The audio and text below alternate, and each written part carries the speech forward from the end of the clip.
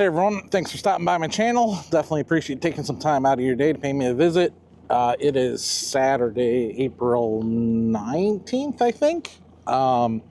We are out on the St. Charles stretch of the Fox River again. I got home from Banner Marsh late last night and was debating where I wanted to go. And it's not supposed to be a super nice day. It's supposed to be about a high of 60 today. So that's why we're getting a later start today.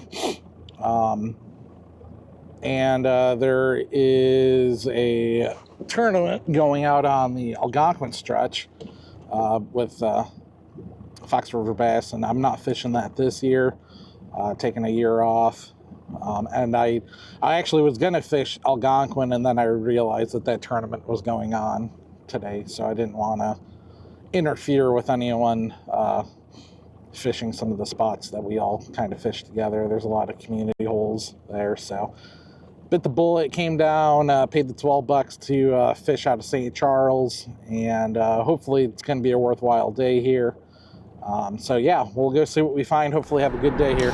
So one of the interesting things that we'll have to navigate through today, no pun necessarily intended, hopefully not intended, they finally started filling up the Channel Lakes. When I say they, it's the Illinois Department of Natural Resources Water Division that manages the Fox River, the Stratton Gate, the Algonquin Gate, the actual flood control measures. That has nothing to do with the Fox Waterway Agency. Just to clear up some very common misconceptions of who actually controls the water levels. Fox Waterway has nothing to do with it. So if you want to blame somebody for lower water levels, it's the IDNR Water Department Division. But, you know, it's bound to happen. I'm not complaining. I think it's perfectly fine. You just got to adapt to it. I kind of actually like it for a few different reasons. I'm not battling the current. The current is nice, and there's still a little bit of current, so it will still help position the fish. But last time I was out here, this current, I think, was just a bit too much for this pool. So, yeah, we'll see what we see.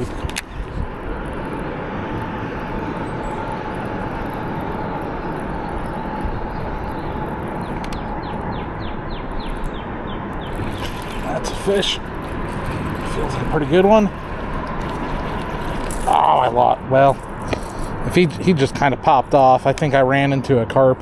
I don't think that was actually smallmouth.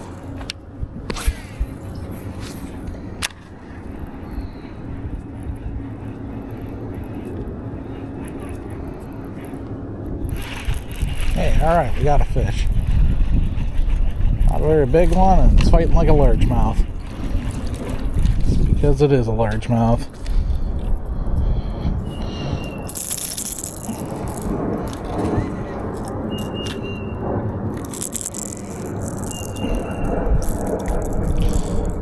Okay, buddy.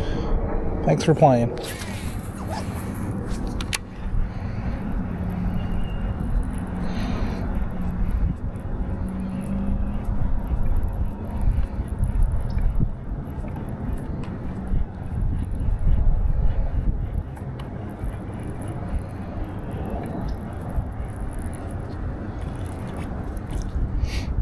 For those curious, that largemouth came on a Squirtle 1.5 in a rusty crayfish pattern that I paint. I'm going to have to apologize for the audio. It's probably terrible right now. My mic that I thought charged last night did not charge, so I've got that charging on the boat right now. So hopefully the audio later today will be okay.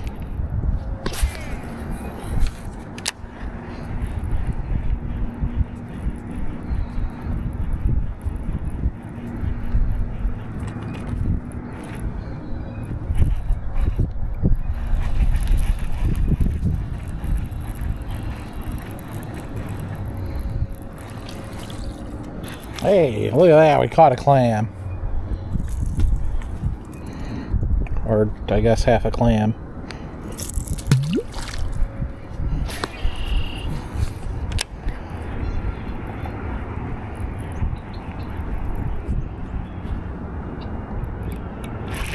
Alright, that's a fish.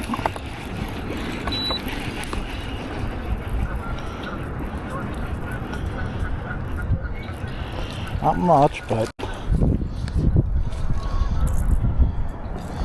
take it.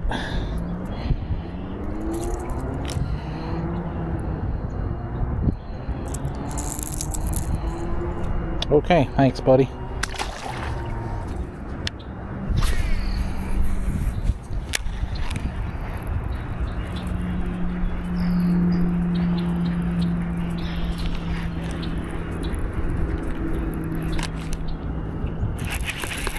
That feels like a little bit of a better fish.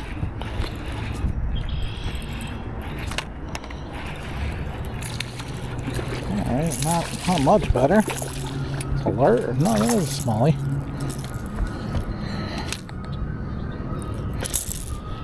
Well, not quite back to back, but it feels good to be back into some smallmouth, even if they're only 12 inches. Thanks, buddy.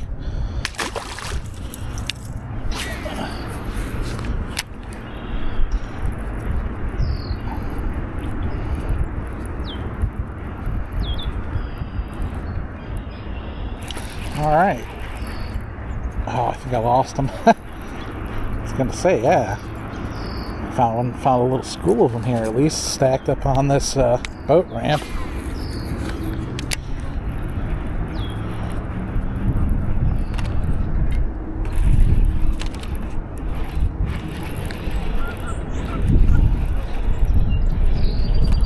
Might not be very big, but if we're gonna get them back to back,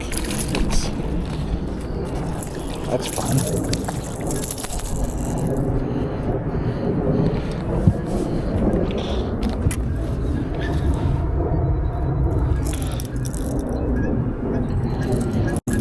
Okay, thanks again, buddy. Let's keep this action rolling.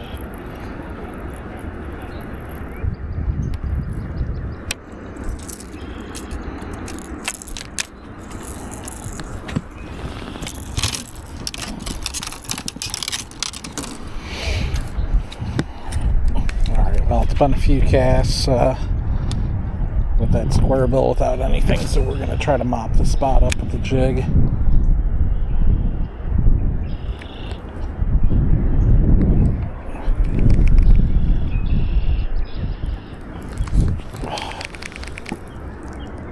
Something's picking that up and running with it, so they're still there.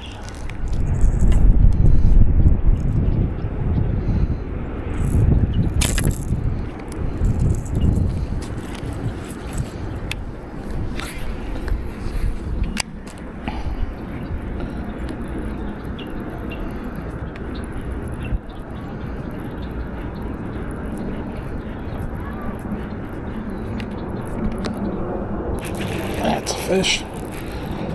That's a decent fish. I think we'll actually get the net for that one.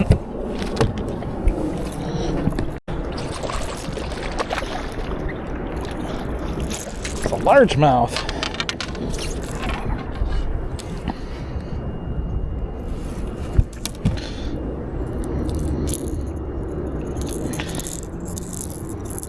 So this is one of the, I mean, good and bad things with the St. Charles pool.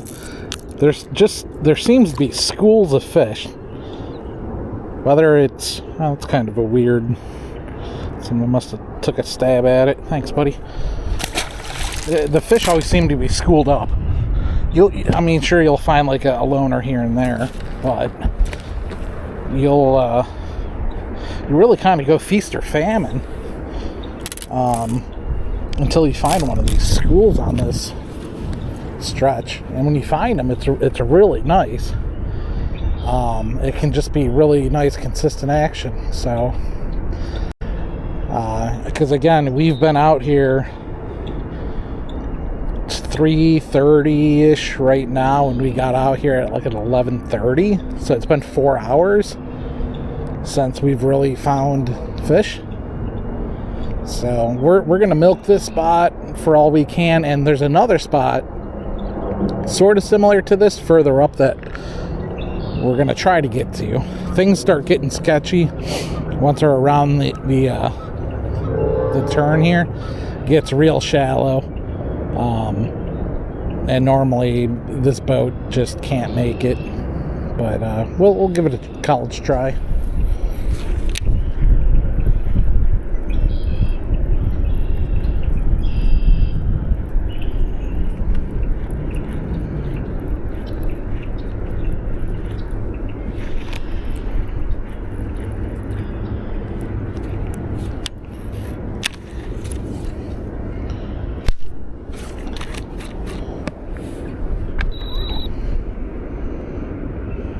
That was a rock we caught. Always amazes me. There's just one little like crevice that hook point got itself into. These guys aren't in season, so we can't keep it.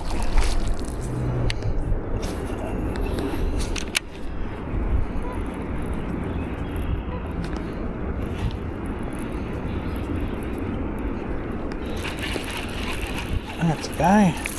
Small little largemouth.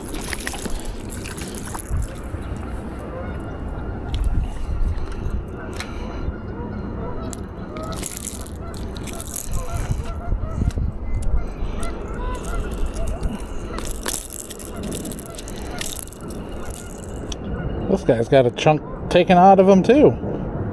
Like a heron tried to get him. Thanks.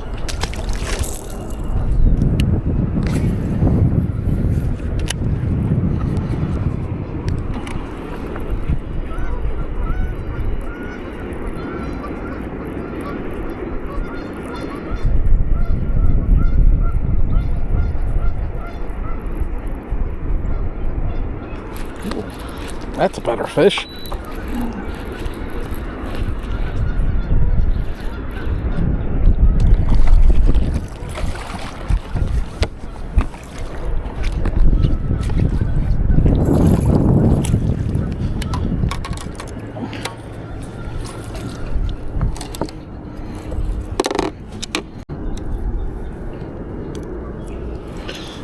Guy really got it down the gullet.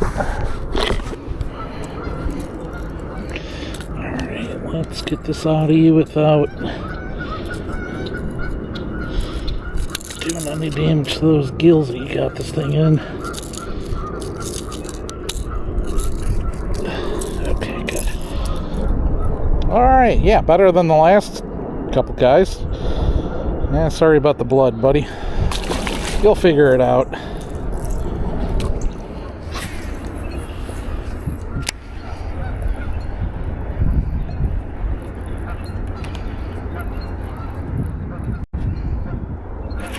That's a good fish. That is a very good fish. I wonder if that's a snag carper. Man, if that's a smallmouth, that is nice. That sure looks like a snagged carp.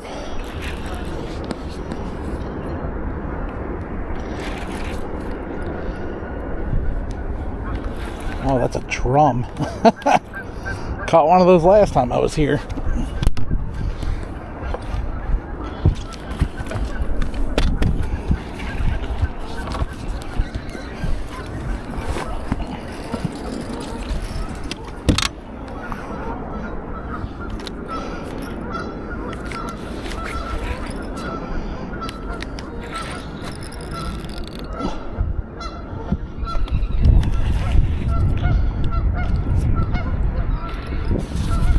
That's a good sized drum, man. Okay, get. Or no, that is a snag carp. Well, no, that's a drum, but I snagged him.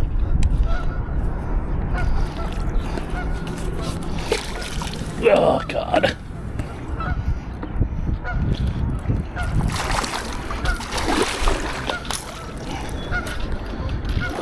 I just want my square bill back. Get over here.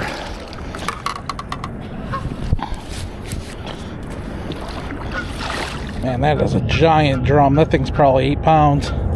Okay, buddy, get out of here.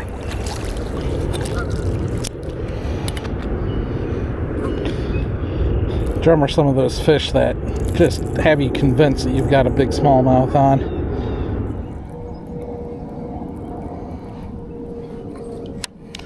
All right, folks, it's going to do it. I'd say an average April day. April can be very hit or miss for me on the fox. You either find them or you don't. And I suppose we found that one school of them, but not much else to show for it. But fun day. Yeah, thanks for sticking with me. We'll see you all next time.